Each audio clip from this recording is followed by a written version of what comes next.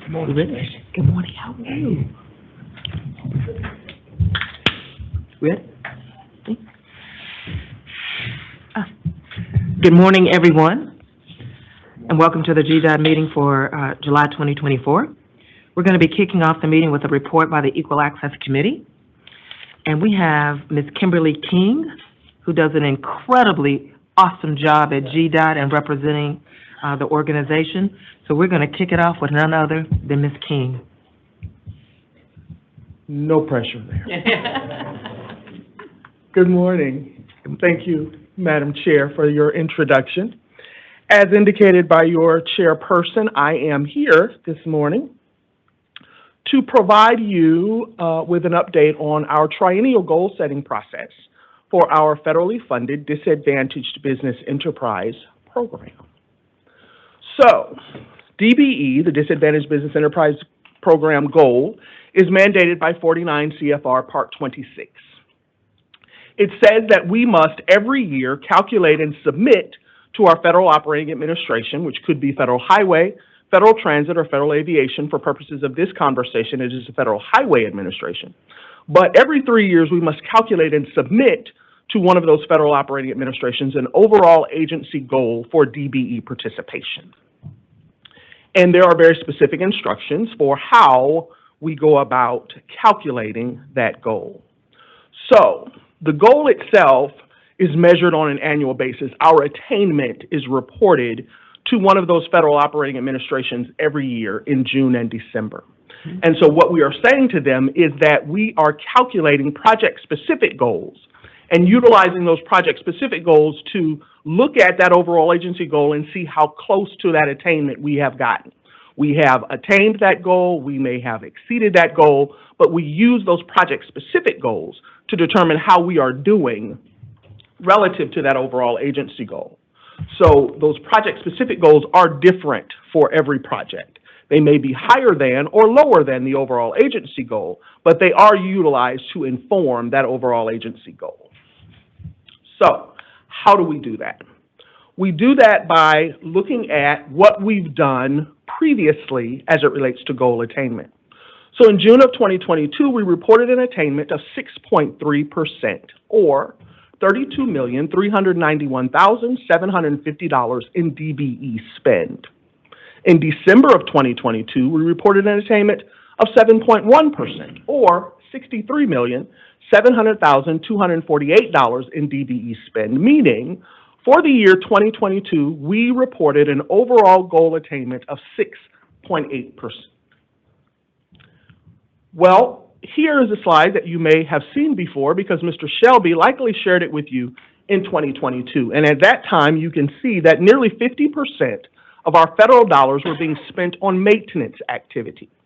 For us, as we're goal setting, doing that project-specific goal setting that I talked about, maintenance activity is what we refer to as a single-purpose contract, meaning there is a significantly sized amount of work on that project that must be done by the prime contractor. Then there are these ancillary areas of subcontract that are available for DBE participation. But there are minimal numbers of those subcontract opportunities. So on those maintenance contracts, the DBE goals are smaller. They are 4%, 5%, 7%. So because we're spending almost 50% of our federal funds on those project types, those are the kinds of goals that are being attached to those projects. In June of 2023, you can see that those numbers started to grow. We reported an attainment of 10.7%, or $70,756,743 in DBE spend. In December of 2023, we reported an attainment of 15.2%, or $142,747,078 spent with disadvantaged business enterprises. This is an overall attainment of 13.4% for 2023. You can see, again, using one of Mr. Shelby's slides, this one from 2023, that now we're at about 34% of that federal spend is being spent on maintenance activities. So there are a lesser number of those project types that we're spending the money on. We have bridges, we have roads, we have enhancements and safety projects that are larger in terms of our spend, and so there is greater opportunity for DBE participation, hence those numbers going up. We also, in those larger numbers in 2023, are able to collect the data and report on some of those major mobility investment projects where there is greater opportunity for DBE participation and therefore greater DBE spend reported. In 2024, we reported an attainment of 15.8%, or $158,630,843 spent with disadvantaged business enterprises, significantly greater than what we reported in 2022. So again, you can see that the numbers are growing, and those numbers are growing again because of how we are spending our federal dollar. In 2024, we will again offer our goal attainment to our Federal Operating Administration and anticipate that we will be able to say that we again were able to meet our goal. Here, another of Mr. Shelby's slides, this from fiscal year 24, showing that now we're at 25% of that federal spend being utilized on maintenance activity. So again, as that number gets smaller and the other work types increase, we're able to see greater DBE participation, and we are collecting data from those major mobility investment projects, the 20 East and 20 West interchange projects, for example, which have larger goals on them. Therefore, more DBE participation opportunity are being reported. Those dollars are being spent with DBEs, and so our numbers are growing. So I talked about the Code of Federal Regulations when first I began my presentation, and at 2645 of the code, we are given very specific instruction about how to go about doing the goal-setting process. We are told that the overall goal must be based on demonstrable evidence of ready, willing, and able DBEs relative to all businesses ready, willing, and able to do the kind of work anticipated by a DOT-assisted contract. 2 steps to that process. First step says that we must determine a base figure for the relative availability of our DBE. How do we do that? We collect information, our own data, from our vendor databases, DBE, our GUCP directory we rely on, the construction and consultant vendor databases, those firms that are registered or pre-qualified to do work with us, whether or not they're actually doing that work, our site manager databases that are collecting actual project data, the firms that have been awarded or the firms that have proposed on some of our projects, our CMIS data collection system that allows us to see actual procurement data. So we're relying on all of those databases, excuse me, to collect information about who those ready, willing, and able firms are. Once we've arrived at that step 1 figure, we then do what's called a step 2 adjustment. It is the refinement of that step 1 number. And that refinement allows us to look at how GDOT actually does business and consider that methodology in that step 2 figure. The other indicator or instruction provided to us at 2645 is that we must engage the public in conversation about our goal setting process. We must allow them an opportunity to hear us talk about how we set our goal, why we set a goal, to whom we report that goal, what kind of data collection we do in the support of that goal, and we must engage them about how they do business with the agency. Have they done business with GDOT? If not, why not? How can we assist them in getting engaged in GDOT activity? So that robust public engagement is another element of our goal-setting process. So here then is the methodology, that I talked to you about. That step 1 base figure says that we take as our numerator all DBEs that are ready, willing, and able to do the kind of work anticipated by a federally funded GDOT contract. Our denominator is all firms, including DBEs, that are ready, willing, and able to do the kind of work anticipated by our federally funded contract. Once we get that number, then we weigh that number based on the amount of that kind of work activity we anticipate doing, again, to make for as accurate as possible a methodology.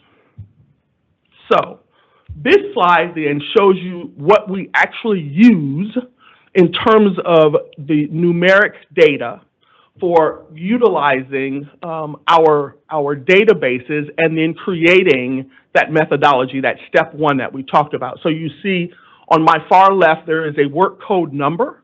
Next to that then is a descriptor of that work activity. Then you will see how many of those work codes are described by that work activity.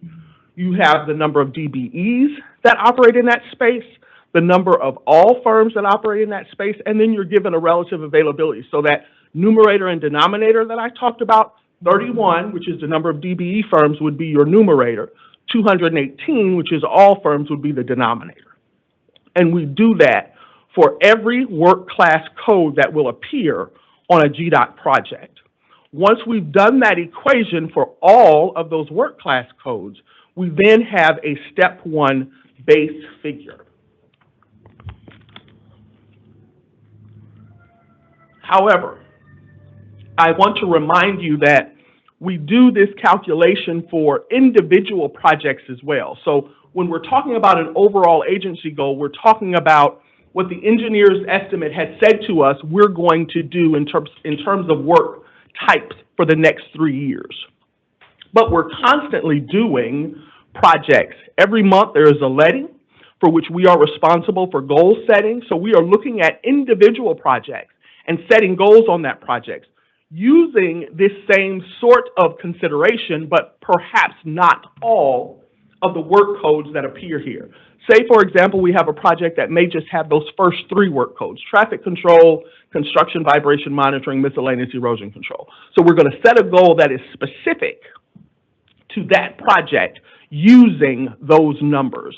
So know that our project-specific goal setting differs in terms of what work types we're using to our overall agency goal, but the calculation is the same in terms of having a numerator and a denominator that express DBEs and all firms. So once calculated, our step one baseline is 13%. However, we have a step two adjustment that allows us to refine that number based on how this agency does business. In order to get to that step two adjustment, we look backward to see where we are likely to be going forward. And so we look at the previous 3 years of goal attainment to determine our next 3 years of goal setting. So in 2021, we had the 8.3% attainment, 2022, 6.8% attainment, 2023, 13.4% attainment, again, based on how we were utilizing our federal dollar. We take the median of those 3 numbers, which is 8.3%. We add it to our overall 13% baseline, divide that by 2, get to 10.65 or 11% becomes that overall agency goal that we will then report to the Federal Operating Administration. But again, that overall agency goal is what we look at twice a year to say we have met or exceeded that goal based on our project-specific work activity and the project-specific goals that we've set, which may be higher or lower than that overall agency goal.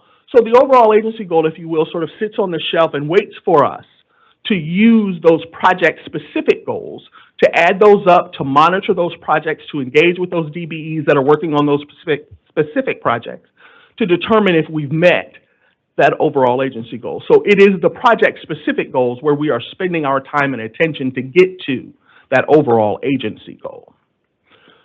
So I talked to you also about public engagement. We've been doing that all year. So we do that public engagement, again, as a part of the codified instructions that come to us from our Federal Operating Administration saying that we must meaningfully engage the public in this goal-setting process. So we've had meetings around the state, in Macon, Savannah, Valdosta, here in Atlanta. Some of those meetings have been virtual. Some of those meetings have been in person, trying to make sure that we are providing as much opportunity as is possible to folks who are interested in the conversation to have the conversation with us. Those are individual citizens.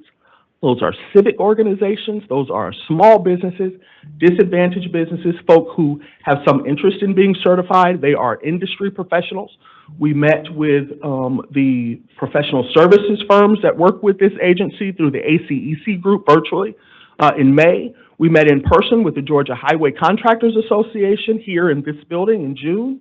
We had another meeting in June that again invited prime contractors, DBEs, folk interested in becoming DBE, civic organizations. We invited those folks here. We used your space to have that meeting in June. We will have another this month virtually, again, trying to reach as many folk as possible to talk about the goal-setting process. Very much like I'm talking to you about it, I'll have this same conversation with some of those organizations and individuals. And we are having those conversations in order to include in the report that will be submitted to Federal Highway on August 1st about the goal and the public engagement that was a part of that goal-setting process. So that public engagement activity will be recorded in that narrative report that will go to the Federal Highway Administration. Links to the actual meeting will be included. Registration lists for those meetings will be included so that the Federal Operating Administration knows who was in attendance, where those firms are from in terms of where in the state, what kind of business they're in. They have a record of the meeting so they can actually hear and see the discussions that were happening. We also use that information to make sure that we are utilizing our supportive services providers in the way that most speak to the needs of those DBEs and small businesses that were present at those public engagement meetings. So again, that report is due on August 1st. This is part of that reporting to say that we've had this conversation. We have finalized the report. It is ready to go. We wanted to be able to include this meeting in that report as part of what we're doing. The public can see and hear what we're talking about here. So we're excited about timely submitting our information to our Federal Operating Administration and look forward to hearing back from them positively once we've made that submission.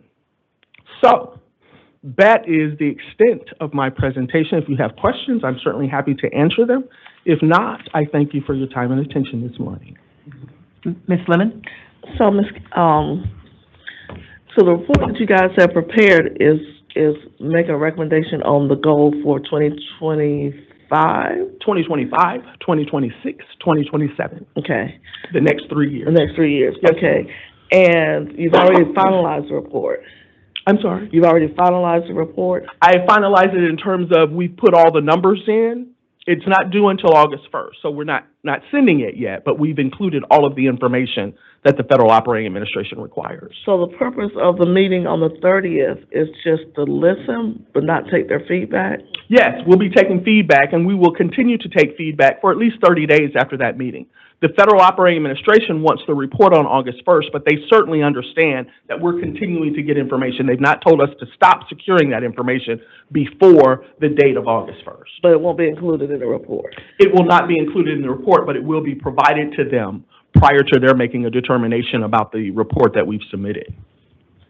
So how do y'all submit that additional information? The report is submitted electronically, and then that additional information, because we have a mailbox set up to go with the website where we have that information posted, we can provide that information electronically to the Federal Operating Administration. Other questions, comments? Okay. Russell? Oh, I'm sorry. Commissioner? Just a comment. I want to thank Kimberly for going into detail of the analysis of how you follow the federal regs to establish the program goal. And she hit on it very in detail, but I just want to reaffirm that every project we go through the methodology that she showed you. It's a complex methodology, but it's very formulaic, and so that's how we arrive at project goals, which really drive the the graphic there shows it. What's really drives the ultimate outcome, and as she explained, some of the previous goal numbers were below our program goal based on project type, but that's changing very quickly. And what you showed 23, what are we closing 24 out as goal attainment? A little over 15%? Yes, sir, 15.8%. So when we do this the next time, it goes back to 3-year look. So the program goal is going to go up, but I'll give you this by way of example. I'm reminded by a Texas businessman and tried to be politician, Ross Perot, that said 100% of a penny is a penny. Have you ever had 100% of a penny or 10% of a dollar?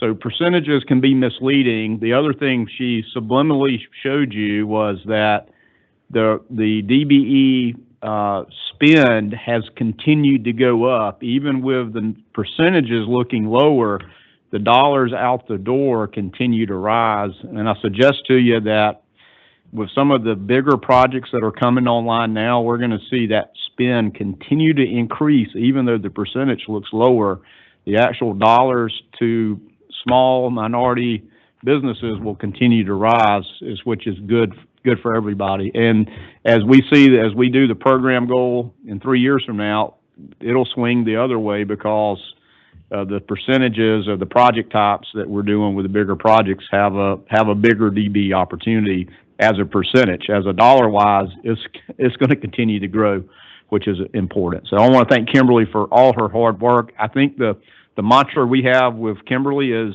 we're never satisfied. We always have to continue to pursue and work and communicate and provide opportunity to all that are interested. So I want to thank her and her team for doing an excellent job of always being available and responsive and supportive of trying to continue to grow our capacity in DBE. Thank you, Kimberly. Thank you, Madam Chair. Okay. No further questions? Meeting's adjourned. Thank you. Good morning. The P3 committee will now be in session. So, who's this? Janine Miller. Okay, here she comes. Good morning, Janine. Thank you for being here. Absolutely. Thank you for having me. I'm a little late too, so. It's an exciting day, and Okay, great. Lots going on as usual because we have a lot of travel demand out there growing every day, as you all know. One of the ways that we are able to support reliable trips and improved mobility throughout Metro Atlanta is through our express toll lanes. And as you all know, hopefully many of you have Peach Passes and are able to utilize our toll facilities when you need it the most, or maybe even on a regular basis. And I'm very excited to be able to present to you today some of the work that we've been doing at the State Road Tollway Authority regarding our Peach Pass. So as you know, I've been the CERTA director for about the past year and a half, and everywhere I go, I hear people just glowing about these lanes and how important they are for their daily lives, for their businesses, again, on an occasional basis or a regular basis. And I wanted to understand more about what our customers use the lanes for, what their experience is. And we decided we would do a brand ambassador campaign. So that's what I want to tell you and show you today as we prepare for the future expansion of express toll lanes and the future expansion of Peach Pass opportunities throughout the region through the P3 procurement partnership with between GDOT, CERTA, and the private sector. I wanted to lay the foundation for you all about how important these lanes are today. So as you know, we carry millions of customers. We actually have 1.3 million transponders on Georgia and other states' vehicles. You don't have to just be registered in Georgia to have a Peach Pass. But last year we carried nearly 29 million, and we're on pace for that this fiscal year. What you see here are validated data through April of 22 million trips in that fiscal year. Now, as of the end of calendar 23, you can take your Peach Pass, the transponder on your vehicle and drive, of course, through Florida and North Carolina. We've had interoperability is what it's called with the Sun Pass, Florida, and the Quick Pass in North Carolina for years now. But as of the end of 2023, you can drive your Peach Pass enabled vehicle through any of those states in purple where Easy Pass is the current technology, the current transponder for toll trips on those hundreds of thousands of miles of toll facilities throughout the north. And so very excited about this partnership, and this simply eases our customers' ability to travel, and it eases Easy Pass customers' ability to use our facilities when they need it coming through Metro Atlanta. That interoperability is key for our customers today and in the future. So with this brand ambassador campaign that we went through, we did this through the month of June. We've been planning for it for some time. We had the goal of 22.7 million impressions. That is the opportunity for someone to see our advertisement, whether it was on a billboard, a video, a digital ad. And we had 400 Peach Pass customers apply to be ambassadors. I think that in and of itself says a lot about our reach and folks' interest in saying, hey, I want to raise my hand and tell folks how great these lanes are. Ultimately, we went through the list and we called it, we want to tell everyone's story, but we didn't have the budget for that. So we had to cull it down to the ones we thought would be most impactful and helpful and tell the breadth of the story as best we could. And so we had 3 customers who we were excited to bring forward. Lynn is one of our customers. She uses her Peach Pass going to Beaufort or headed downtown. She feels safer in the lanes, and I'm going to show you her video. Oh, I think we had the audio there. Let's try that again. Going somewhere, I don't want to be all anxious when I get there. I travel often up to Beaufort, and so when I get on the highway and I'm making my way up there, to be driving with cars darting on both sides of you is difficult, and it can be frightening. I know that I'm in a place where I'm going to arrive safely if I'm in the Peach Pass lane. It's as simple as that. Less traffic, less stress. Get to your life faster. And in the audio booth, if we could turn the volume up for the next 2, I think that would be helpful. Here in the room, if we had a little bit more volume, that'd be great. Yoshonda is a user of our Peach Pass lanes in I-75 South in the McDonough area. This is really, really important for her family and getting to her life faster. Peach Pass spend a lot of time crawling in traffic. Rather than get stuck in the McDonough slowdown, I'm able to make a quick decision to jump into the Peach Pass lane and bypass most of the traffic. It allows me to get to work on time, and then I get to get back to my family at a reasonable hour to do family things. That's reason enough for me. Less traffic, less stress, get to your life faster. And finally, Chris, who's a small business owner.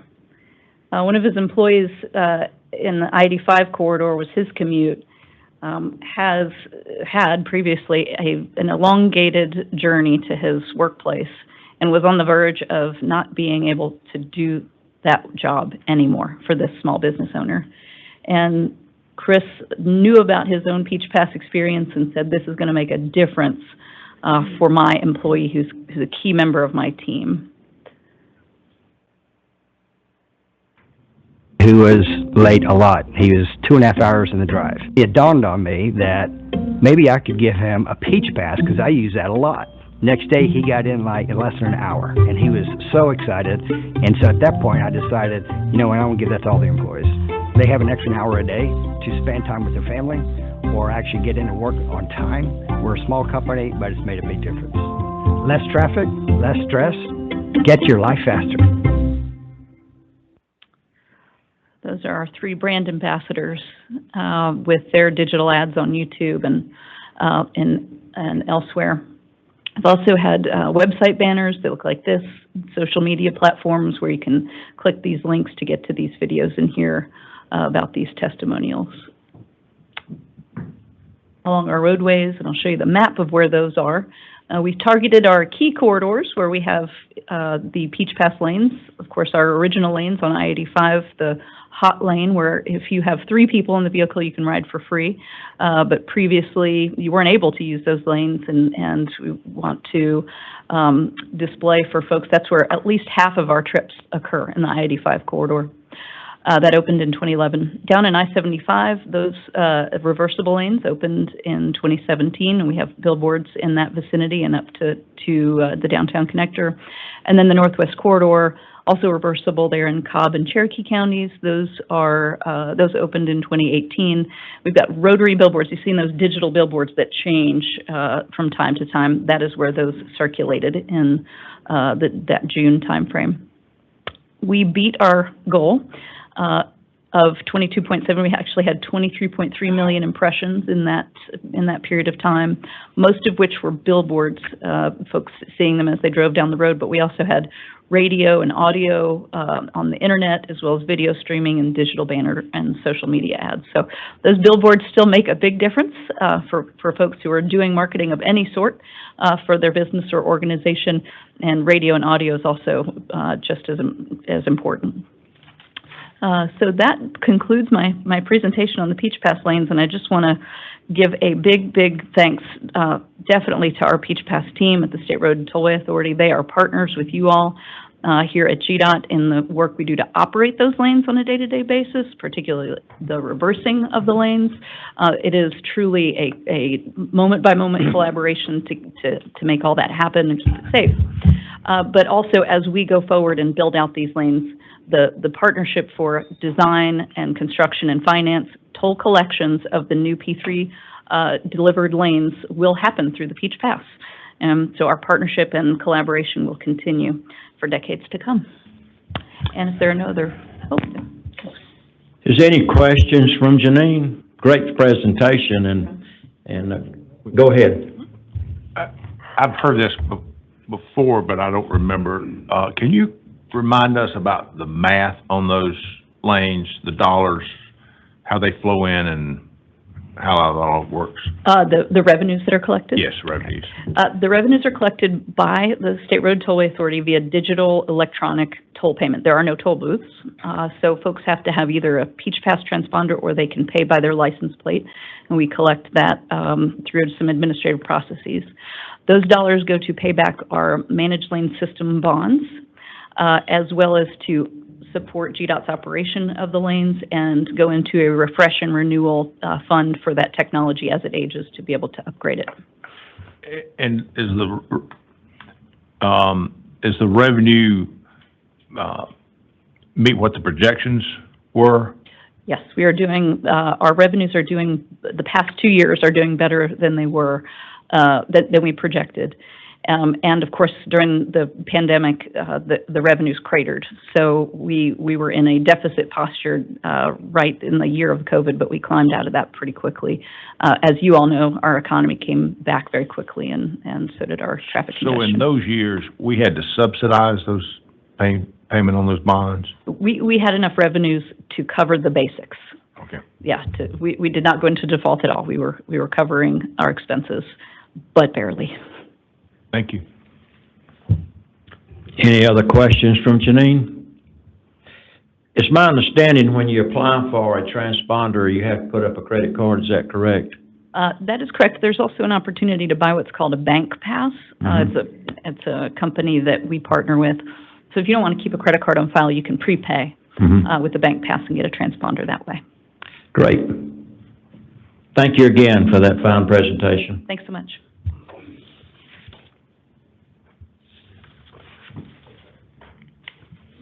Adjourned.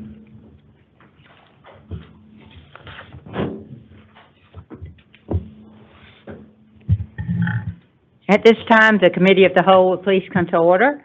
We're first going to hear from our Management Development Program as an update, and I will ask Kyle Moat if he will come. He is State Talent Development Manager and a very good speaker right off the top of the head. Thank you very much, Miss Anna. I appreciate it. Good morning, everybody. Pleasure to be here as always.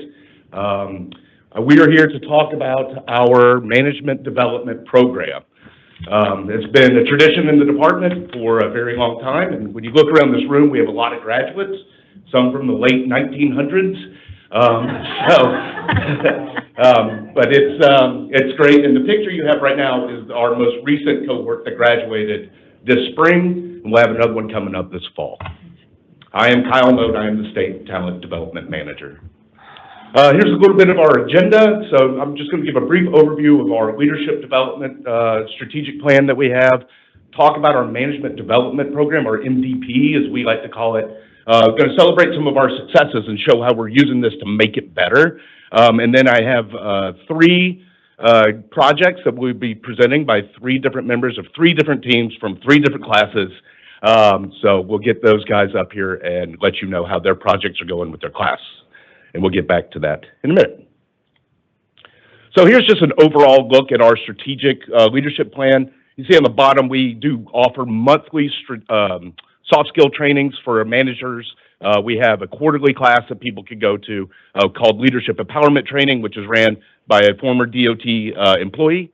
So that's been very successful. Our next rung up is the MDP that we're here to talk about today. After you graduate MDP, 3 or 4 years after that, you'll come back for a refresher for advanced MDP, and then learn some of the new stuff that we're teaching in the class. And then we're always supported by our AASHTO training. AASHTO is our national trainers. They have 3 different levels, and so they always help us with our employees that way too. So that's kind of our strategic leadership pyramid. So our MDP is a 2-week program. So it's 2-week in person. So Sunday to Friday, and then you get a couple weeks off in between, and then you come back Sunday to Friday, usually held at a state lodge. Our class sizes are around 24, so it's always a great participation. They're ran by 2 gentlemen that used to run the AASHTO leadership trainings, and one of our retirees who assists with the other training that I mentioned earlier. So 2 weeks, and what are the goals? Right? What are we trying to do? Our goals are to develop leaders for the department. We are investing in our employees, and that's what this is. So we want to develop leaders for the department, give them skills, tangible things that they can take away and use with their teams when they get back to work from this class. Project presentation. So what we do is we get the cohort, we divide them into equal teams, and they are diversified throughout the state. So we've got people from all the districts when we can, a lot of different titles, a lot of different offices represented. We put them into groups, and then we challenge them with coming up with a project to make the department better. What can you do to make the department better? What can you do to make us stronger? What can you do to make us faster? And the projects that come out of that are just out of this world. The stuff that they could think of and the way that they've changed us, and we'll get to those in a minute. It's just amazing. But part of the project is at the end of the class, they have to give a presentation to executive panel. So Russell, Angela, Meg, Brad, executives come up on that Friday and see all of the teams present their projects. And that gives them a lot of experience that they wouldn't normally get, given a project to an executive leadership to prepare them for days like today. So it's great. Another one of our goals, well, there's a lot of them, but collaborate and to be innovative in your teams, in your group, in your class.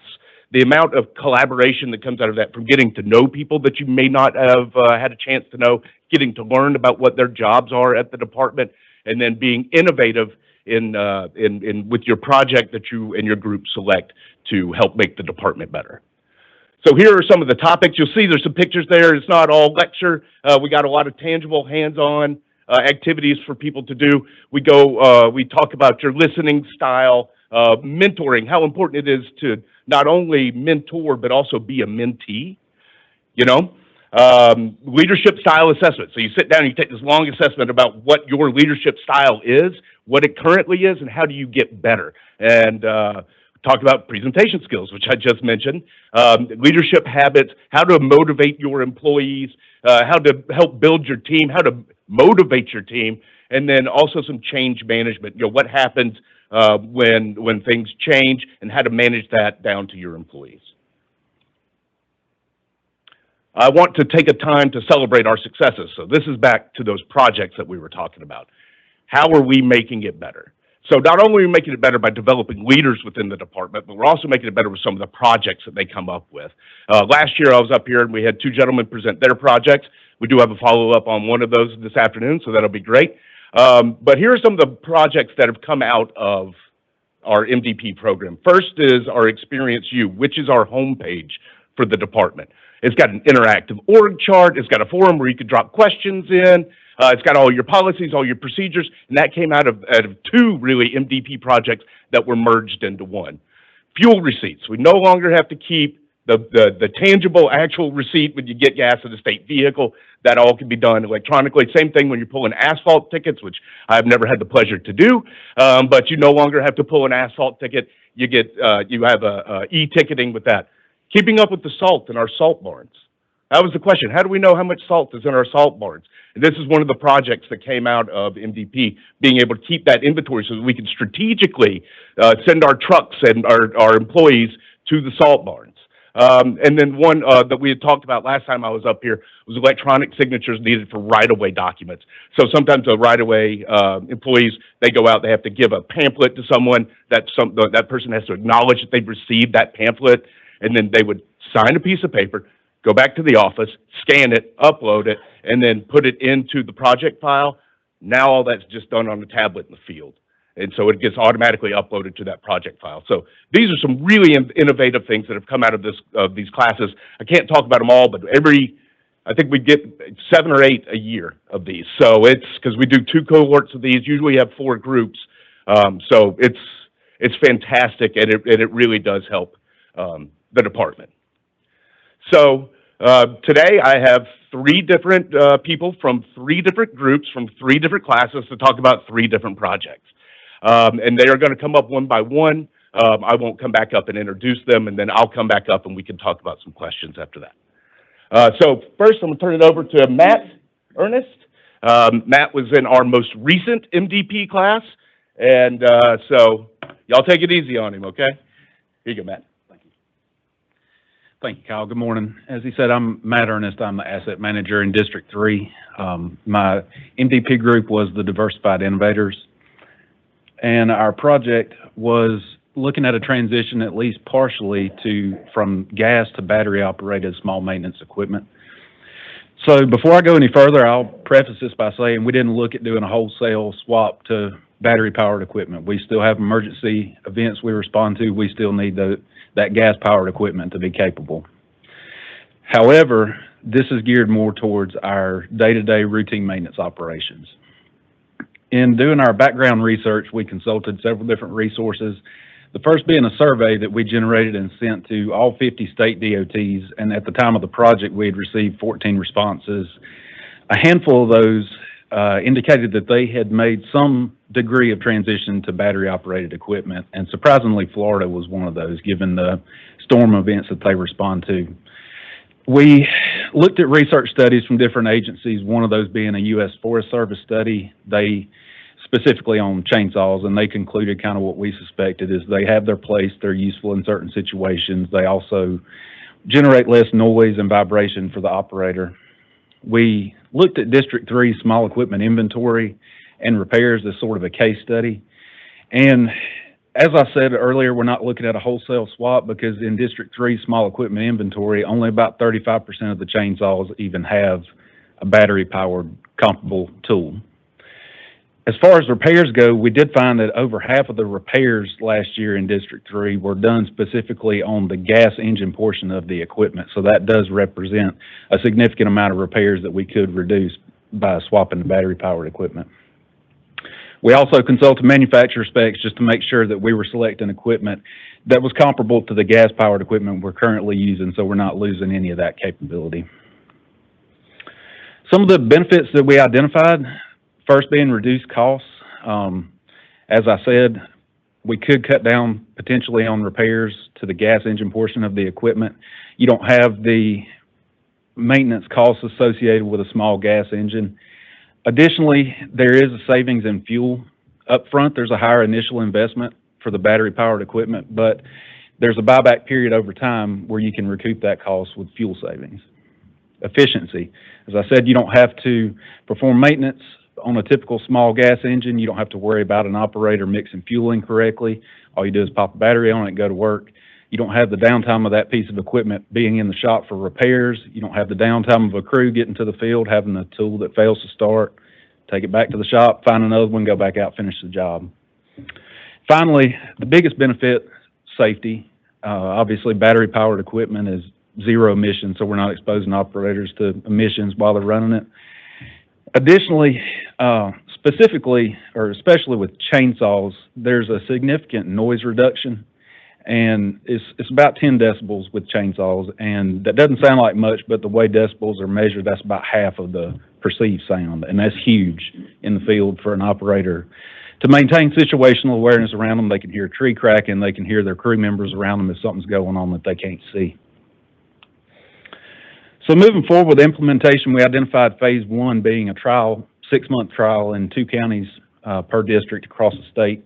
We would equip those crews with chainsaws, pole saws, and string trimmers, let them run them through that 6-month period across multiple seasons, get feedback from them. At the end of that trial period, we'd circle back with district maintenance management and get their feedback, whether it be positive, negative, or both. And based on that feedback, see what a broader statewide implementation looks like. I know it's probably not gonna be a one-size-fits-all approach because each district is different, so we want to have everybody at the table before we make a decision. Currently, we have met with the district maintenance engineers. We presented them with this plan, asked them to be thinking about what 2 counties in their district they'd like to trial the equipment in. We're working with procurement to make sure that we can get the equipment that we need. We're also working with the safety office. The battery-operated chainsaws require a different type chainsaw chap than the ones we currently use with gas saws. So we want to make sure that we can roll out the PPE along with the equipment when we get it to the guys in the field. After we get the situation with procurement and the chaps worked out, we plan to circle back with the district maintenance engineers, provide them a list of equipment to purchase, and go ahead and get this stuff out there in our people's hands and get some use on it. So that's where we currently stand. And I'll just say from a personal aspect, I was very skeptical, to say the least, when we got started with this, because I started working in the landscaping business when I was in high school all the way through college. And I actually owned my own business for 5 or 6 years, never used any of this stuff, never even considered buying it for my own business. But after we did some research, talked to other DOTs, looked at the equipment, I think it has merit, and I think that there is some significant potential benefits to the department. So I appreciate the opportunity to present to y'all today. Thank you. I have one question, and I'm just a little curious, why would the PPE be different for this type rather than gas? So, with electric cars, they talk about how much more torque they generate than a gas vehicle. Same thing with the battery saws. When the saw hits the chap comes apart and binds the chain up and stalls the clutch out. And those saws generate apparently a lot more torque than a gas saw, so it's a different type chap. Thank you. I think this is brilliant because I have experience with gas chainsaws and battery. The battery ones, I think the way they operate are so much safer. They're lighter weight, and the noise, again, like you said, but when they stop, they stop. You don't have that constant noise, but Yes, ma'am. they are lighter weight. So, Well, thank you.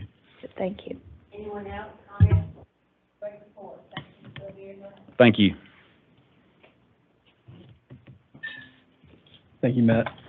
Members of the board, Commissioner, my name is Ryan Gorham. I am the Assistant Administrator for the Office of Performance-Based Management and Research. Oh, sorry.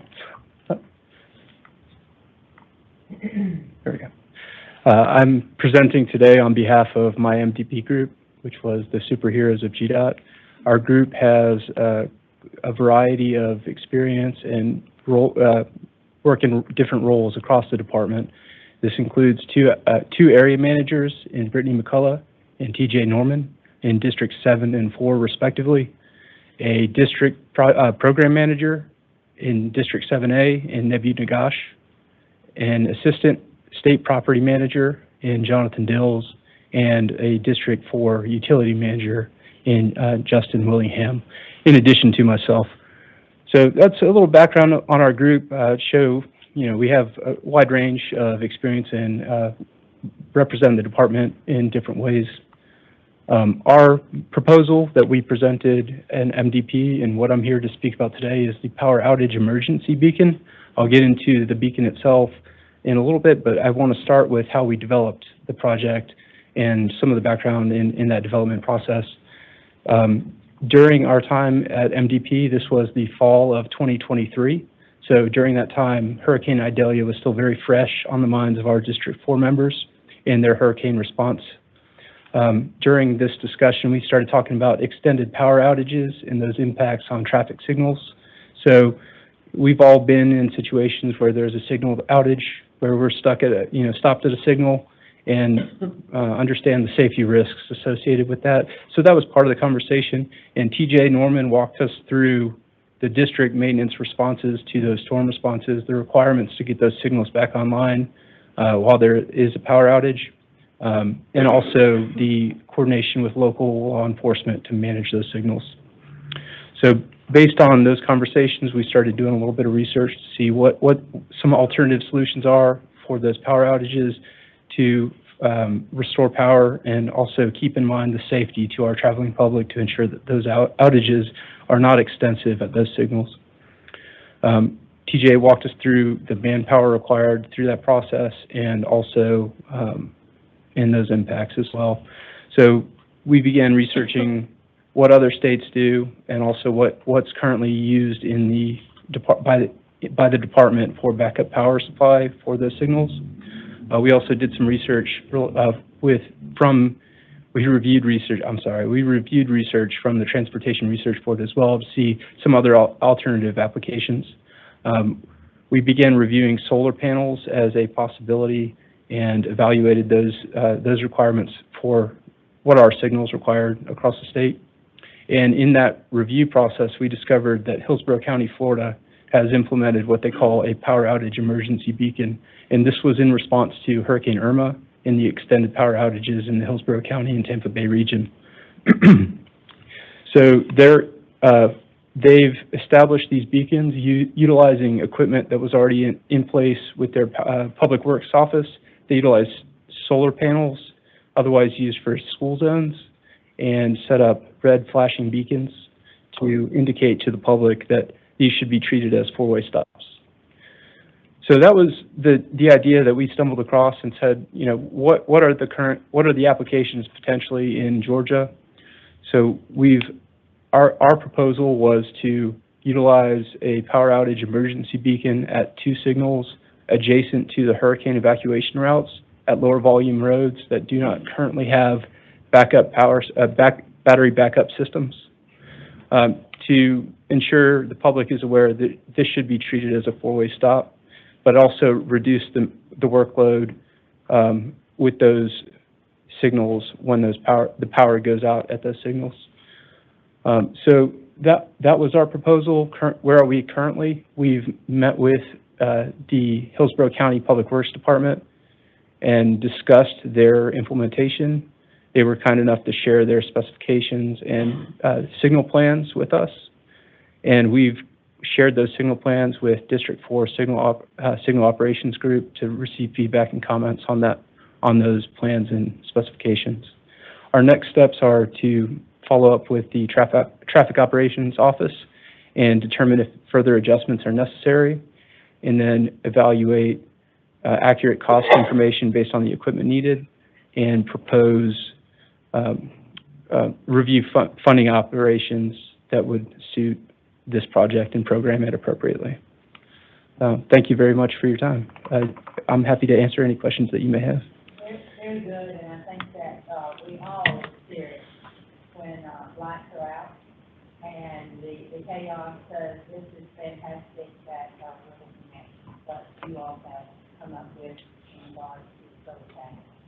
Any questions or comments from our board? Seeing none, thank you. Thank you for the opportunity.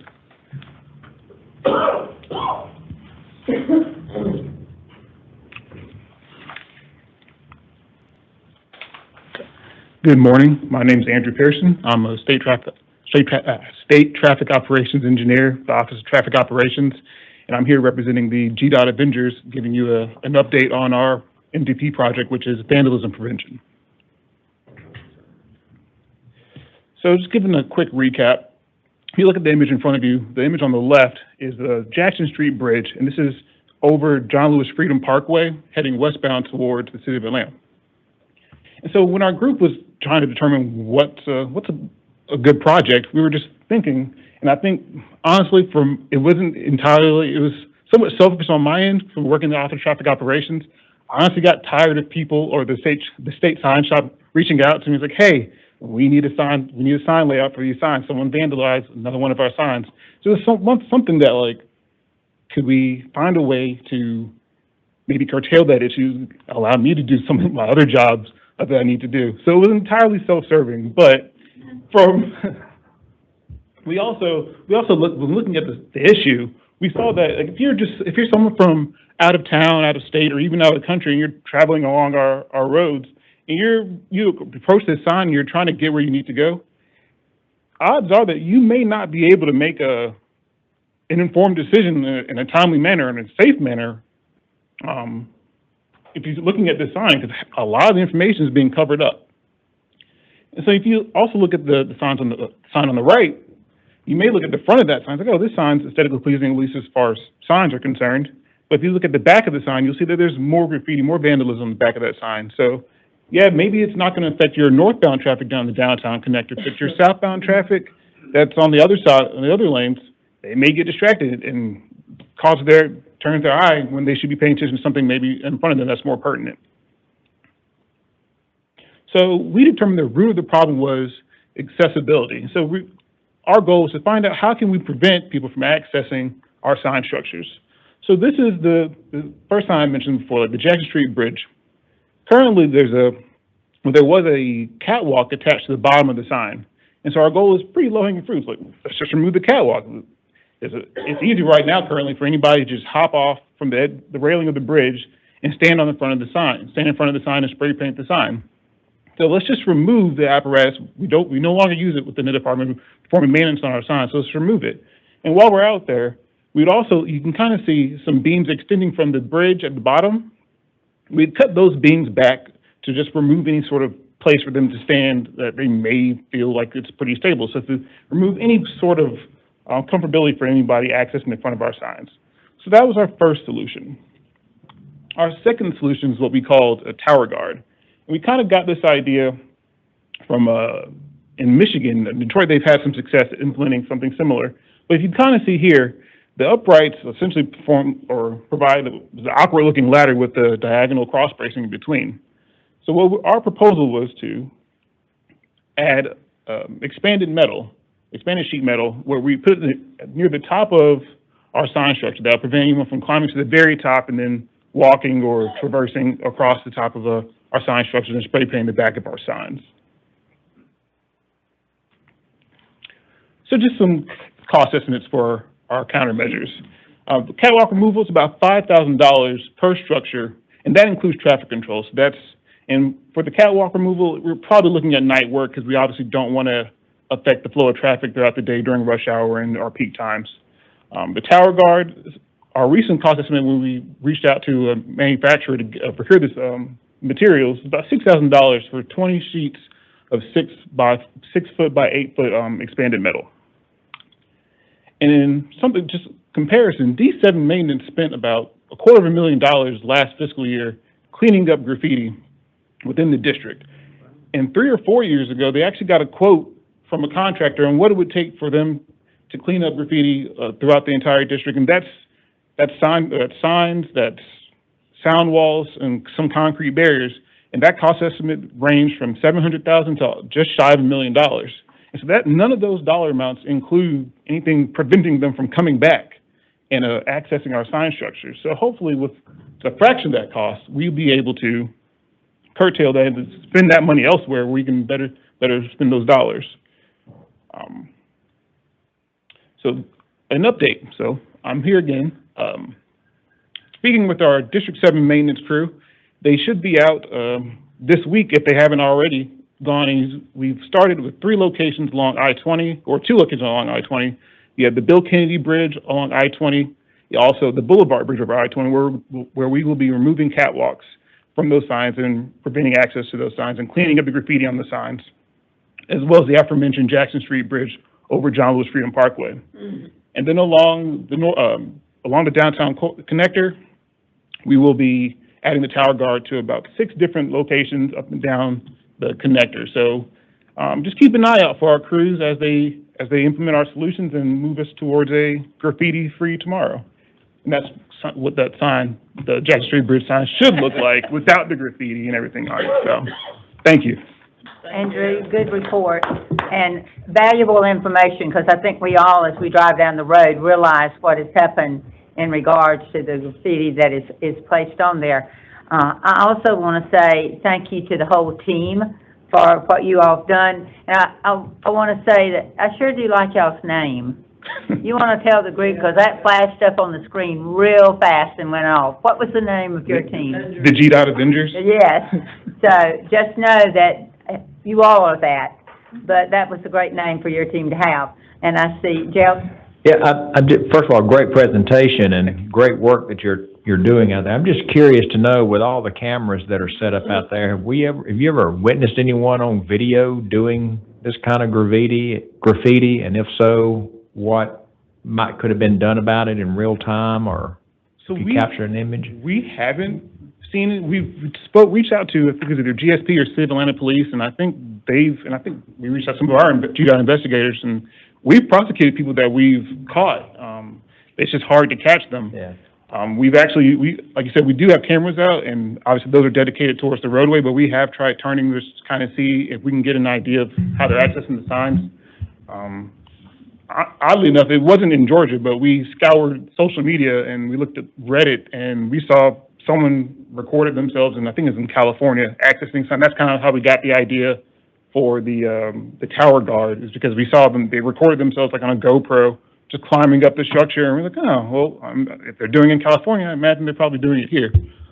So that's something that we don't have cameras dedicated towards our sign structures, but I'll tell you one thing, you really have to admire their courage or stupidity, one, to get out there and do that. I would agree. I would agree. Any additional questions? Yes, Micah? This is appropriate time to mention it, but I did notice there was paint on Dan Snipes' hands. When he came in. We'll take that up at a later date. Yes, ma'am. Thank you so very much. Any other questions? Kyle? Thank you. Great job, y'all. Thank you. Thank you for having us today.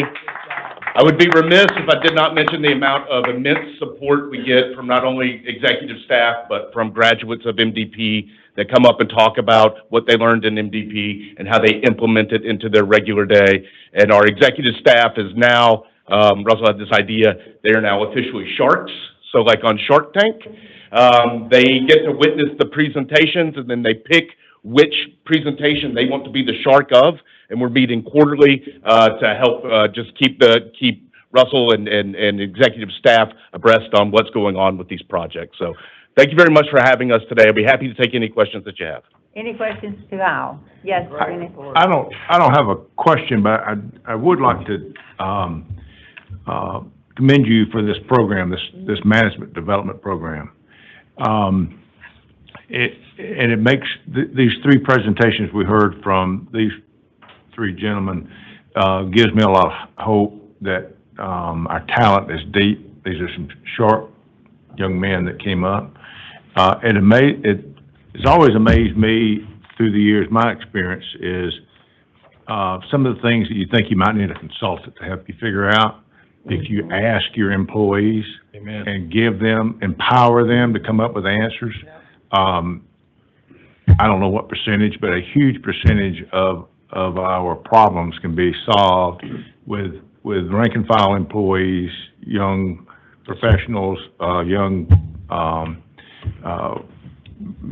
workers. They've got it if you ask them and figure out a way to tap into Yes, sir. it. Through this program, I think you've done that. So We thank you very much. We teach, it's 80% of the employees know how to do something better than we're already doing it, and you just need to challenge them and ask them how we can do it, make it better. Well, the challenge certainly has been met, and I hope that you will continue that service, because across the state, good challenges are certainly out there, and it's wonderful to see the projection that you all have here with our department, and I thank you all. Thank you very much. Thank you. Have a good day. Yep. All right, we now will come forth with our GDOT District 3 update, and that is with our District 3 engineer, Tyler Peak. Well, good morning, Chair, members of the board, Commissioner. Those are hard acts to follow, but I will do my best. am glad to be with you today to talk about District 3 and just different things that are going on in District 3 since I last spoke with you. So just a little bit of a recap. This is where District 3 is, West Central Georgia, 31 counties, a number of interstates, interchanges, bridges. We have a little over 1.5 million residents. 21 of our 31 counties are part of a TIA region or have single county T-SPLOST. And then my favorite number and statistic is our 471 employees as of July the 1st. So that's significant for a few reasons. First of all, when I came to you last time, it was May of 2022, we were at 422 total employees, which was about 78 to 80% of our staffing. And today, as I mentioned, we're at 471, which is a 12% net gain, which puts us more in the 88% neighborhood of staffing. So these are the individual work units that affects. As you can see, we're about 85 to 90% full across most of those district work units. Here are some of those employees doing just the work that they do each day, field work, engineering work, a variety of different things. So looking back over the last few years, as I mentioned a while ago, kind of where our numbers were, back in 2020, we were at 412 employees district-wide, which meant that about a quarter of our positions were vacant, which makes it difficult to respond to emergency events and other things that occur. It requires those crews to kind of do a little bit more with less.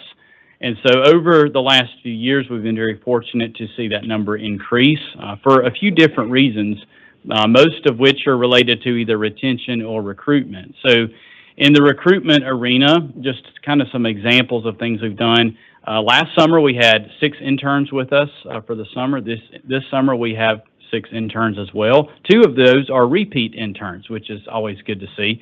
And we're hopeful that perhaps some of those in the mix are going to come choose to work here full time when they graduate. We've also done things like virtual job fairs, adapting some of our availability on interviewing entry-level candidates to everything from elementary schools with STEM days all the way up to colleges and universities to try to bring people in, let them know what the department has to offer for a variety of career paths. And in retention, we've also been able to continue good success with our CDL and maintenance development programs known as boot camp. With the CDL program, just over the last fiscal year, we were able to train and then have, and these guys and ladies also pursued their license and got their license, 52 individuals, 52 new operators for CDL equipment that were not operators this time last year. So that's a big deal for them in terms of future promotion opportunity and for us because they're capable of doing more. We've also brought back some trainings and events like biometric screenings and first aid and CPR. Those are things that had to kind of get shut off when COVID occurred, and so we've been able to bring those things back, which really just helps with morale and training as well. And then, of course, cost of living adjustments. Very thankful to the legislature and the governor for those opportunities. It's really provided a lot of benefit in terms of retention.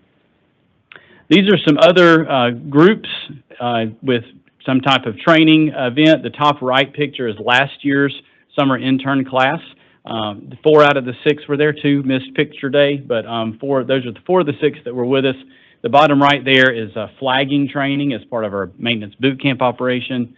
And then on the left side there, you heard Kyle talk about some of the leadership empowerment training. This was one of those classes that was held last year, really providing mid-level managers before they go to MDP with some good tools for leadership development.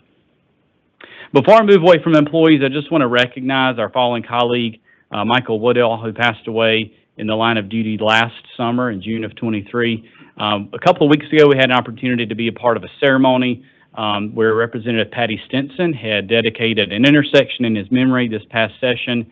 And so Ms. Kathy Williams was there for that. It was a real special time. So just want to say thank you to this board, to the commissioner, and to all of GDOT staff for your support of our district during that time. Now moving to the largest project that we have going on and will have going on for quite a while, I-16 and I-75 in the middle part of the state. Many of you probably drove through there to come up here today or yesterday. So a lot that's going on, but this is just really a project, sort of progress update for you. We're close to halfway with the bridge construction. So there's 40 bridge structures, separate bridges, close to halfway complete with those. We're about 2/3 of the way as far as the money spent towards the project based on what was estimated at the very beginning. As a reminder, we began the project in 2017 and still slated to end that the late 2020s, early 2030s. So there are 7 total phases. 5 of those are under construction right now, all at one time. 5 separate projects, all interlaced together. One of those 7 still remains to be let, so it is under design, expected to have that ready to let next summer, and that will be the last piece of the puzzle, but we'll still have some of those 5 going on at the same time. 3 of the 5 that are under construction now, or excuse me, 2 of the 5 will be complete later this year, but those other 3 will remain beyond that point.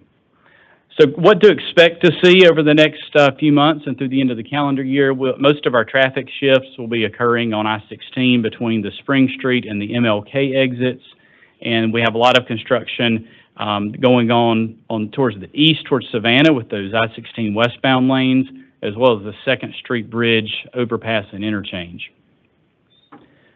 Here's some photos of the project. This is, if you're standing there at the river looking north towards Atlanta, you can see the split there to access 75. And then this is that 2nd Street Bridge that I mentioned. This is with downtown Macon in the background. You can see not only the bridge work, but also that ramp work that's going on there as well. So what I'd like to do now is go congressional district by congressional district and talk through different things going on in each one. And highlight, there's a lot of activity going on in each one, but just highlight a few of the items and the projects that we have going on in the district. So in Congressional District 2, that's where most of our TIA counties are. They're part of the River Valley region. As you know, TIA, the first round, passed in 2012, and most of the projects in River Valley have been completed. Some of those are shown here. And there are still a few that are under construction. One of those is there in the top right, it's the Buena Vista Road interchange in Columbus. But a lot of great projects have come out of TIA Round 1 in River Valley. River Valley passed TIA again in 2022, so we're now in the middle of that collection cycle. And a lot of projects, again, slated for that round, including things like the widening of US 280 in Americus, from Americus to Lake Blackshear, and then several bridges and interchanges, streetscapes, a variety of different projects that will benefit the entire region. Now, also in Congressional District 2, we've had the unfortunate and unplanned events of bridge strikes that have occurred. One of those happened a couple of years ago in Dooley County. This was the exit 117 overpass in Pinehurst over 75. That we're able to leave it in a 1-lane operation for about 6 months until those repairs were done. We had another bridge strike occur in Bibb County this past spring. This was the US 41 overpass over 247 in South Bibb County, and we were able to get those repairs done in about 2 months. That bridge had to be shut down entirely. The repairs were done a couple months later. And then lastly, we had a strike also in Bibb County. This was the Zebulon Road overpass over 475. This is actually just inside Congressional District 8. And thankfully, in this case, the bridge damage itself was minimal, but what was most severe was the damage to the asphalt underneath the interstate. And this required our in-house asphalt crew to come in late on a Friday afternoon, work through the night to repave that stretch and get that back open. So it just speaks back to that staffing level, the need to keep those staffing levels adequate so we can bring in crews to do work like that. Also, in Congressional District 2, we have a railroad crossing in Fort Valley. If you've ever been through Fort Valley, you've probably gone through this crossing. You might have sat and waited on a train at this crossing. It's been a long-standing community concern, and we were able to do an innovative design that allowed for a bypass, a short bypass around the tracks. Also, they're leaving that crossing open in the event that there is no train present. So that bypass affords you the opportunity to access an overpass nearby and continue on your destination. That project is under construction, represents about a $4.5 million total investment with some local partnership there. And we desperately need it. Yes, absolutely. Now moving to Congressional District 3. Last year in Congressional District 3, we were hit a couple of times pretty hard with emergency response efforts in the wintertime, and it wasn't even snow and ice. It was tornadoes and rain events. So The first occurred in January, affecting primarily Griffin and Locust Grove, LaGrange, Meriwether County areas, sort of a multi-county impact there with that tornado event. And then again, another event occurred in March, also affecting parts of Troup County, and it was a pretty significant rain event for a good portion of the district as well. In totaling those up, it was about 10 weeks of response that our team was involved in one way or the other. A lot of that assisting cities and counties with some of their storm cleanup on those roadways. You can see there that number of 300 employees. It's a significant percentage of district staff that were involved, and again, just goes to show the need to have that staffing level in a good place to respond to events like this. Also, in Congressional District 3, we are reconstructing the Exit 2 interchange. This is in Troup County on Interstate 85, first exit as you enter from Alabama. Once it's all said and done, we will have 3 separate roundabout intersections, new bridges, some widened roadways, so really improving the operations and the capacity for this corridor. We're expecting that to be open to traffic later this year. This is really in the front yard of Kia. Kia is the next interchange up, so a lot of the suppliers and employees use this interchange on a daily basis. And during construction, also had a Love's truck stop that chose to build the interchange, so it was timely to have a project under construction. So it represents about a $23 million investment in that, that's the engineering right-of-way and construction for that project. Also in the same general area, we are widening US 27, State Route 1, also known as Hamilton Road in LaGrange. This project has been long awaited. It's an older area of LaGrange with a lot of older infrastructure and just a challenging area to engineer and purchase right-of-way. This was also kind of a last piece of US 27 between LaGrange and Carrollton that was still 2 lanes. So getting it widened was a really big deal. So that is now under construction, expecting it to be open in another few years, about a $45 million investment there in the region for that project. Last, in Congressional District 3, we have a intersection in Peachtree City. So pretty significant crossroads, a major hub for this area, State Route 54 and 74. This is really just getting started in construction, about a couple of years to see that completed. But what this will do is convert this traditional intersection to what we call a displaced left turn or continuous flow. We have a couple of other types of intersections like this in the state. Really just relocates your turning maneuvers so that it makes the intersection more efficient. About a $21 million investment in that project, and again, like I said, a couple of years to see that completed and operating. Now moving to Congressional District 8, we are widening State Route 96 in Twiggs County. This is one of several phases of State Route 96 that between I-75 and I-16 that have widening projects. This was made possible because of state funding as well as a federal build grant from 2020. Expecting this to open to traffic in a couple of years, a $73 million total investment in that region. And then also under design is the widening of Bass Road. This is both a capacity and an operational project for that part of the North Macon area. This is a growing area of the Macon Metro. This interchange is the furthest north interchange in Bibb County if you're headed north towards Atlanta. So it will include reconstruction of the interchange of 75 and Bass Road. About a $66 million investment is what's estimated. This is currently being engineered with right-of-way and construction phases in the future. Now moving to Congressional District 10, I want to draw your attention to some intersection improvements we've been able to work on in the Jackson and Butts County area. This is a growing part of our district due to its proximity to I-75 and Metro Atlanta.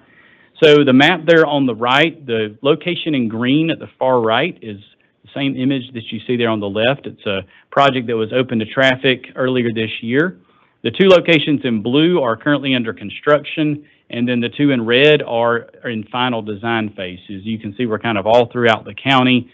Intersection improvements really, in keeping with that traffic growth, population growth as well. Also closer into Jackson, I failed to mention, it's about a $20 million total investment, combining all of those projects together. Closer into Jackson, this is about a $13 million investment, and this will create a new roadway connection to State Route 36 on the south side of town to 36 on the north side, allowing for that downtown turn maneuver for there to be alternatives to that. So right now, trucks have to come downtown and make a couple of turns to continue on their trip. This will allow for better operations and just a more of a seamless connection if they're staying on State Route 36. Now moving to Congressional District 13, we've had several widening projects, one of which was completed last year. This was State Route 54 in the Fayette and Clayton area from Fayetteville all the way to Jonesboro.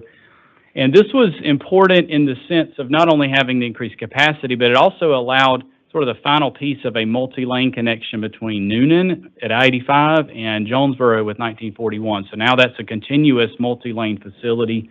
That was about a $61 million investment in infrastructure. We are also currently widening State Route 20 in McDonough on, this is from I-75 towards downtown. We're well underway with grading and drainage work, also getting some utility work completed. This is pretty strategic in the sense of who it's affecting. It's not just motorists and motorized vehicles. It's also including multi-use trail and sidewalks, which will help that non-motorized component as well. So there's some added benefit there to that project. Expecting that to open in a couple of years, about a $41 million investment. Also widening on State Route 42 in the North Henry and Clayton area. Again, this has that same multimodal and sidewalk component that's going to be important for those who are not operating a vehicle to travel down the corridor. And this is expected to open towards the end of 2027, just getting started really with the utility work here, and about a $60 million investment in that part of the district. I want to talk now about just some other things that our district has been involved in this last fiscal year. Over the course of the last 12 months, previous 12 months, we've approved over 1,300 utility permits and a little over 100 special encroachment or driveway permits. So that just really speaks to the growth of the area and the added impact of those permits. We were able to distribute over $27 million in LMIG, over $33 million in LRA funds, which, as you know, was a second round this year, which was very beneficial to those communities, and then awarded a little over $3 million in quick response projects. In maintenance, we were able to award 37 invitation to bid projects. These are projects where we do maintenance contracts to do work like what you see here, this slab replacement in Henry County. That was about $14 million total for all 37 of those projects. We rebuilt almost 500 shoulder miles to keep our system in a good state of repair, and we resurfaced a little over 400 lane miles. In construction and engineering, we had a number of field plan reviews and concept reviews during the design process, which those translate to future construction projects. We opened 23 projects to traffic, and we awarded 36 new projects to construction. So you can do that math and see that we brought in a little more than we have let out. So we're continuing to build that program. And then we purchased 154 individual parcels of right-of-way for future projects to be built. So that concludes my presentation. This is our class of last summer's 2023 boot camp class.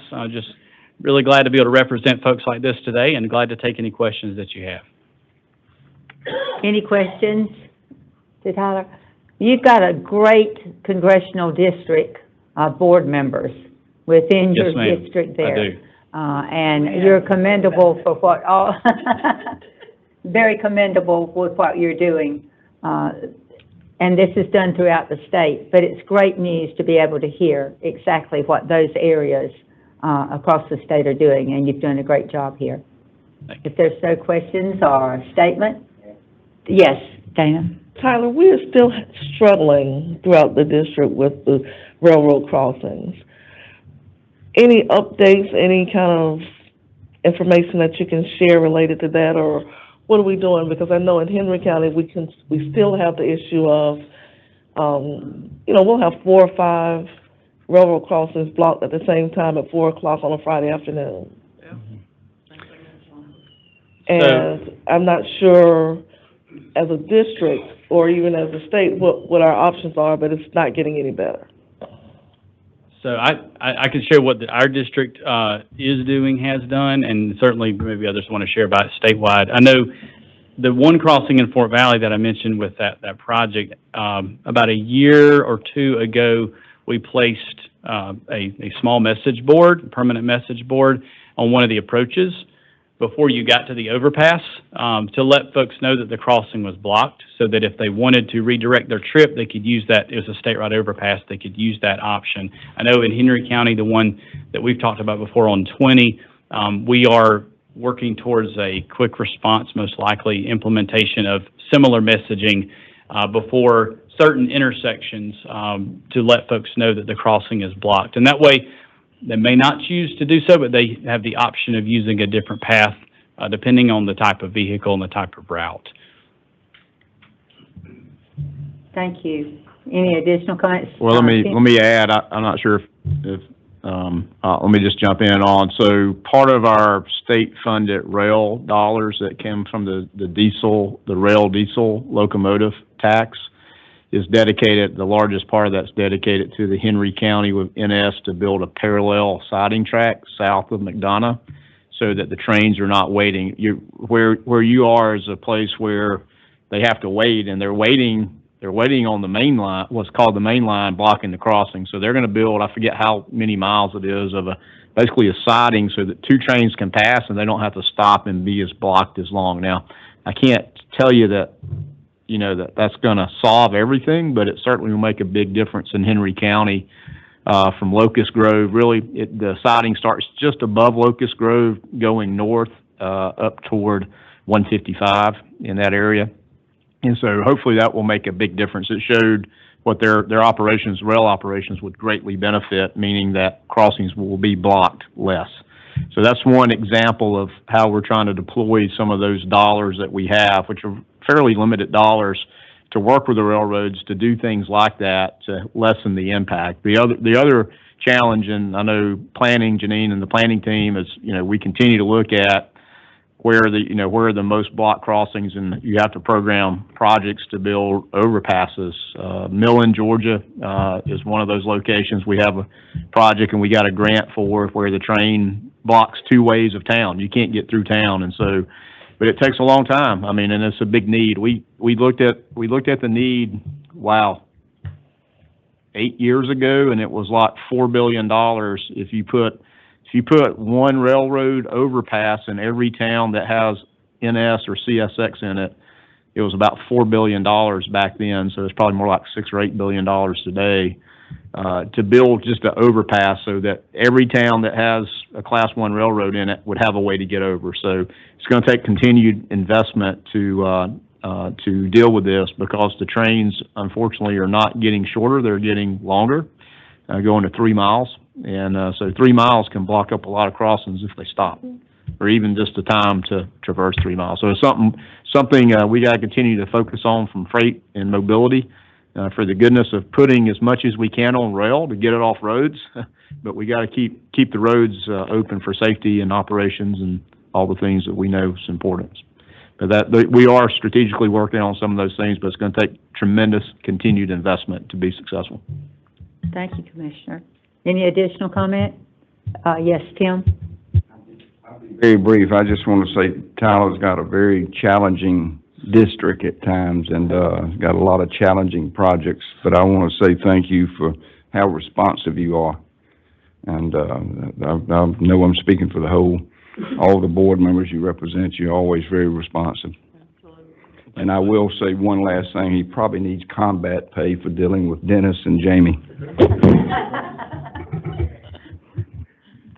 With that comment, I will say that I can see that there is great communication, and that surely is the key across each one of our district offices. So thank you so very much for your report, and we look forward to another one probably a year or so from now. Sounds good. Thank you. Thank you very much.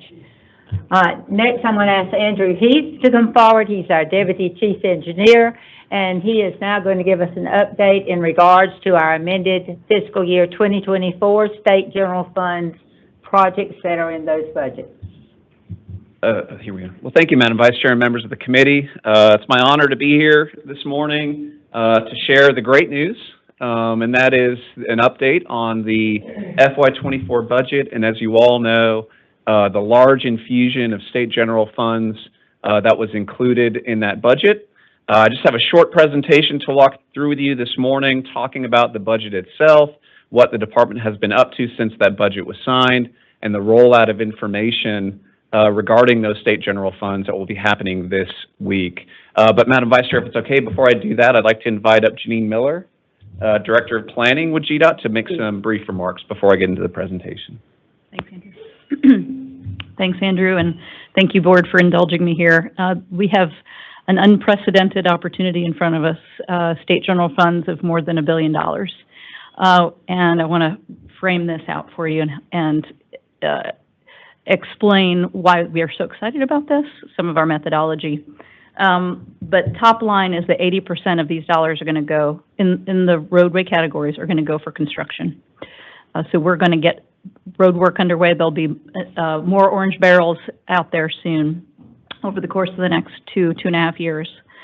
80% of the funds will go for roadway capacity additions. As you know, we're a growing state. Both people and freight movement, and that capacity is going to make a big difference in travel opportunities throughout the state. I want to tell you, this was a department-wide effort to develop this project list that had the most impact we could find, and with projects that are available, ready to go, and those that are very, very important for our future. So planning office, Office of Program Delivery were key, but we really tapped into expertise throughout the department to develop this list. And I'll tell you, our basis for decision-making, guided by language in the governor's budget recommendation and the final Appropriations Act. As you probably have heard, and I hope you have, and if not, you will, that the local governments, LMIG, their local maintenance improvement grants, the same type of grants, just in a different program, more than doubled with this appropriation. And that those dollars do not require a local match. So we did not impact local budgets by enabling them to improve their roadways. It's very exciting. GDOT's capital maintenance budget increased by 32% for paving, repaving throughout the state. And GDOT's capital construction annual spend is increasing by 58% with this appropriation. That's going to construct 24 projects and advance their construction by a total of 43 years. That's incredible. It's going to address projects that had to be pushed out due to overall increases in construction costs. Since the bipartisan infrastructure law was passed in November of 2024, national data on construction costs that we use for our roadway projects increased by 37%. That impacted us. And because of this appropriation, we can do our best to keep up with the population growth and these cost increases. What I'm most excited about, though, is the new freight program. As you all have heard me speak about, as you all know, in your districts, there have been economic development announcements over the past decade that are astounding. But this past year, there was a total announcements, 426 company expansions statewide of $24 billion of private investment throughout the state.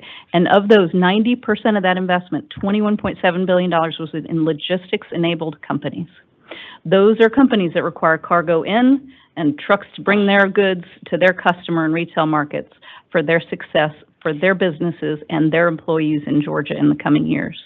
So freight is going to double, nearly double, in the state of Georgia, moving through our state, to our state, from our state over the next 25 years. We know that that's partly because of the growth of our ports, especially Savannah. It's the westernmost port. Geographically speaking, it's an enviable position to be practically at the same longitude as Pittsburgh is the Port of Savannah. That's how far west we are. It is a very attractive port, also because of single operator efficiencies, and both Class 1s are on terminal there, CSX and Norfolk Southern. So these are part of the growth that we're experiencing in trucks on our roadways. Manufacturing is the biggest generator of trucks, and it will remain that way, but this is an important statistic that I've presented to you before. These data points are available on our freight planning analysis on GDOT's website. I encourage you to take a look there. But a highlight is really, really key here: distribution, retail and distribution growth.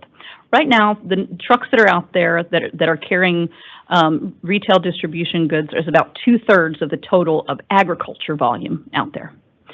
But the rate of growth of distribution is twice that of agriculture over the next 25 years. So by 2050, distribution volumes are going to be 27% higher than agriculture movements out there on our roads.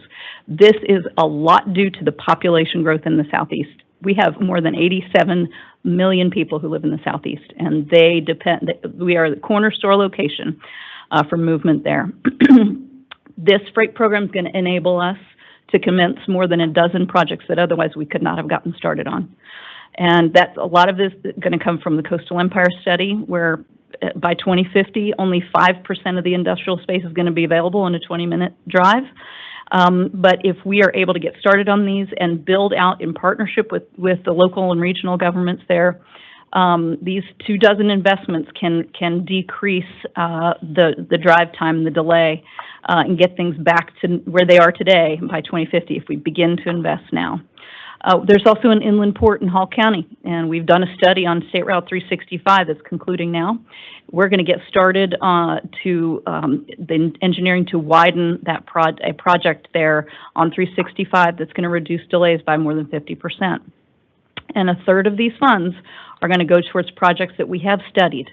These are freight projects that are in our Brazelton-Houston area mobility study in Jackson County, Georgia 400 extension in Lumpkin County, State Route 515 in Pickens County, and the Troup County study, which is absolutely an incredible effort there with the local governments, which is a burgeoning part of our state that doesn't have any federal funds specific for that area. So we're able to help out with that.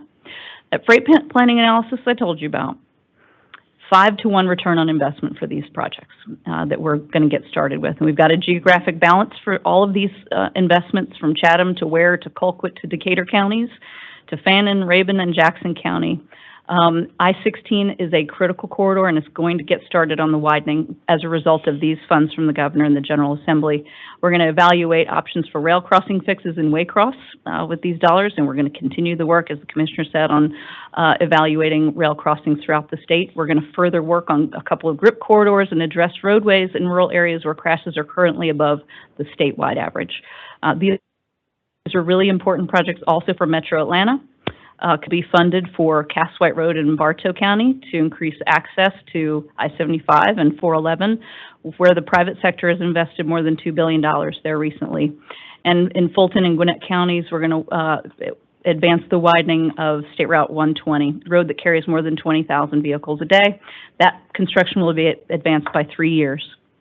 I-20 at State Route 138 in Rockdale County, a critical pathway to Athens and to the East Atlanta mega site where Rivian will manufacture electric vehicles. And finally, we're going to get engineering underway for the widening of State Route 20 in Gwinnett County, the downtown connector that carries more than 400,000 vehicles on a busy day. Those funds, some of these funds are going to enable us to begin the engineering and understand what we can do to address the 68% increase in delay we're going to have in the downtown connector in the coming decades.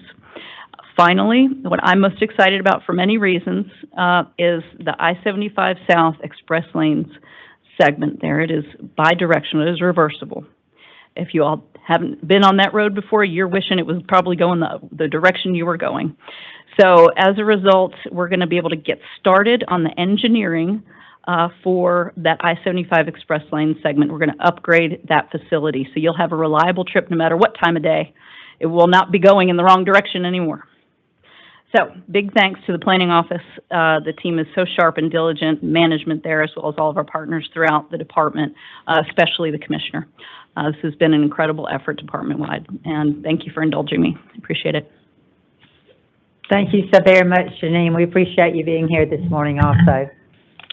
Thank you, Janine. I appreciate that, and certainly echo all of your comments in that regard. But so I'll step through this very quickly. But as you all know, the amended budget was signed on February 29, 2024. Here's a picture of Governor Kemp signing that legislation, and that is the date of significance, as you know, because it included that $1.5 billion infusion of state general funds into the department's budget. That brought our FY24 budget to just shy of $4 billion, which is just absolutely fantastic and is going to allow us to do a lot of good work, as Janine just stepped through.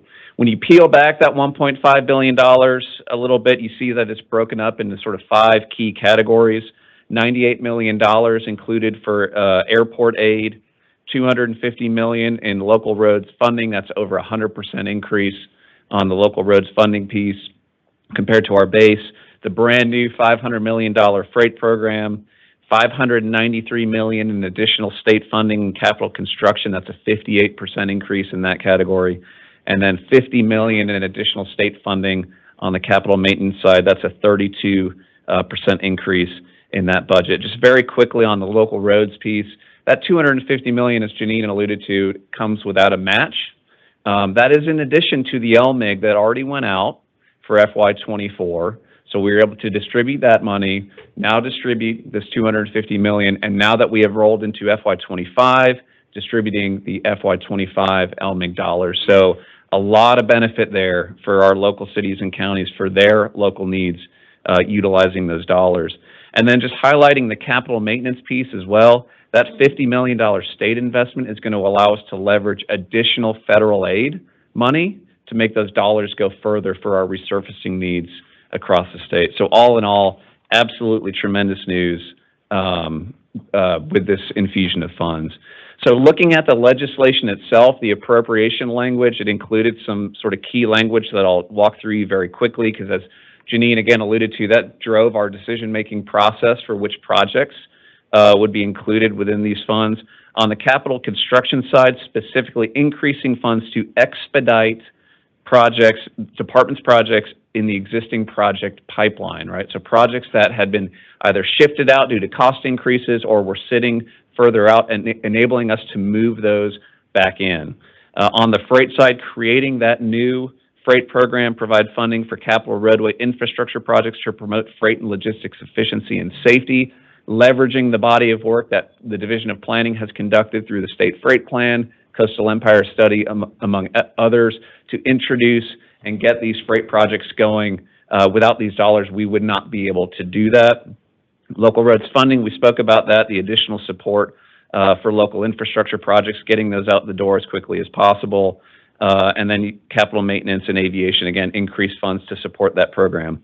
Now, going back very quickly to that decision-making process, this appropriation language guided that process. So as we were looking at projects within capital construction, again, what projects could we expedite to capture these funds, and what can we expedite to capture them within the next 2 years, right? All of these dollars we want to have out in the next 2 years. So we are now in FY26 or FY25. By the end of FY26, we expect to have all of these dollars delivered towards these projects, whether it be engineering dollars to initiate projects, right-of-way dollars to begin the purchase of right-of-way, or get to construction and get to letting of that project.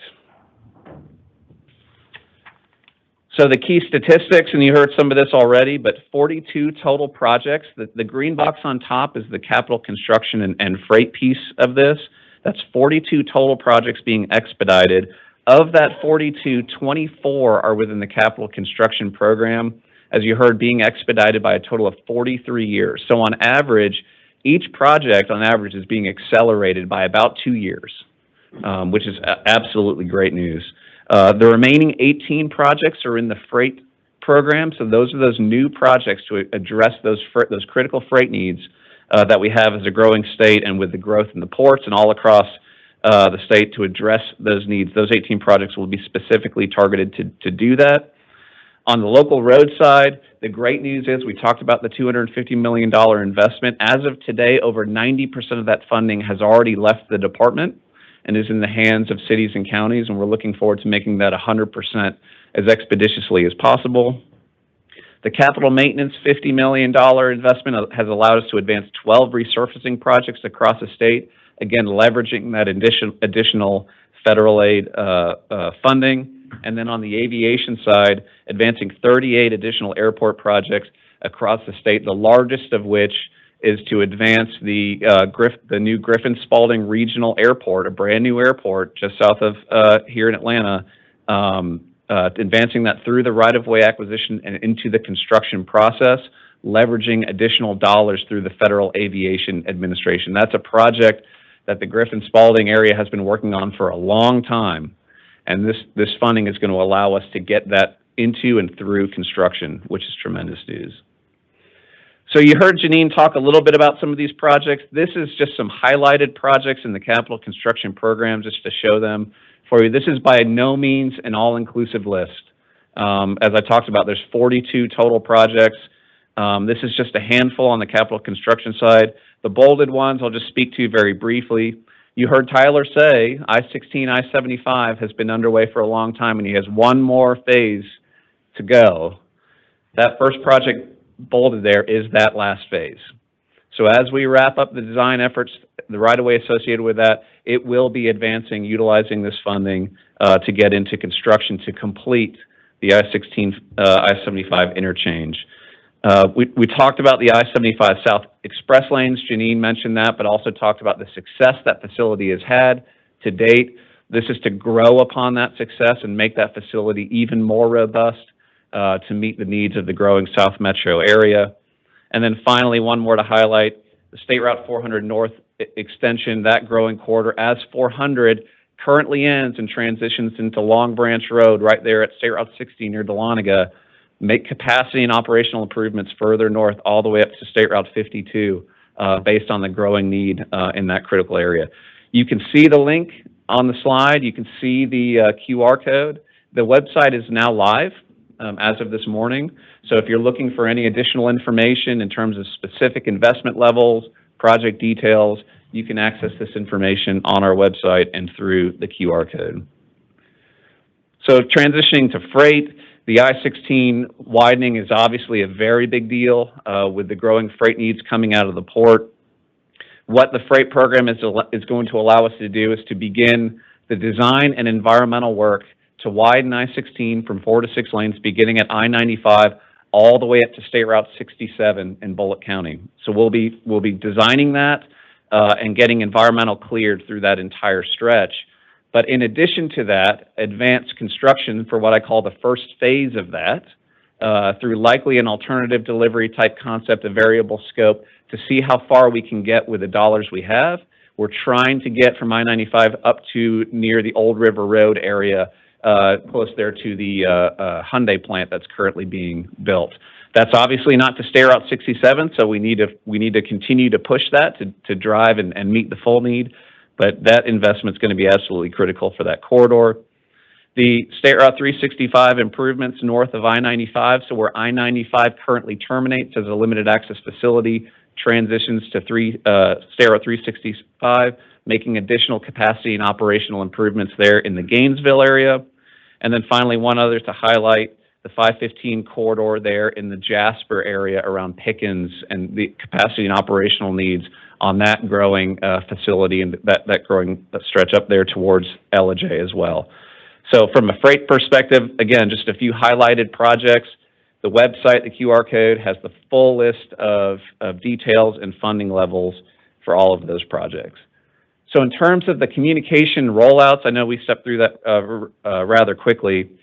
It is almost 11:50. We expect, if not already, that a press release has been issued from the governor's office regarding this investment. We will be following that with our own press release later this afternoon on the details of this program and of these dollars. Our website is live for anyone that needs additional information. And we have also developed a one-pager and a fact sheet that can be distributed relatively easily for folks that are interested in how these dollars are being used. I do know that you have a lot of additional detail that's been provided in your packets up in the board suite. But if anybody needs anything more specific regarding this funding, we're happy to provide that information. So with that being said, I just in closing want to thank the governor, the legislature, the board, everyone that's been involved in this to get to this point. We at GDOT, we look forward to delivering these dollars. It's a large amount of money that's been entrusted to the department to deliver for the citizens of Georgia, and we look forward to doing that over the coming years. So thank you very much. Thank you. Any questions? Any questions for Andrew? A press release. Not a conference. Correct, yes. conference has been held, so that's why we're going forward, and some of the information we already have on our desk too. But I also want to say When thank was the you. press conference held? Beg your pardon? You said the conference has been held? There was one this morning in Yes. regards to a press, Just press release. Press Governor- release. Governor's pushed out a press release. Press release without a press conference? not a Yeah. conference. Oh, that's what I was, And I would say, while I interrupted, I'm sorry to interrupt, we'll be glad to support you and your congressional districts with press releases, information, support anything you want to do. And as you have on your desk, in the board suite, are letters to individual state representatives and senators in the affected project locations, letting them know. And we'll be sending that out via email to them as well. And so you'll already have a good head start, but we're glad to support in any kind of way with press releases. If you want to do an event, glad to do so. So sorry to interrupt you. No problem. This is an exciting time, and Andrew, thanks for all the valuable information that you have presented this morning, as well as Janine, as well as the commissioner. I also want to say an additional thank you from our board to the governor, to the legislative body, and also to our GDOT team that was also present and had great input in as we move forward with the $1.5 billion that was placed so that our investment in infrastructure across our state will be able to hopefully go forward a little bit quicker than what we anticipated. With that, any other comments? This committee stands adjourned.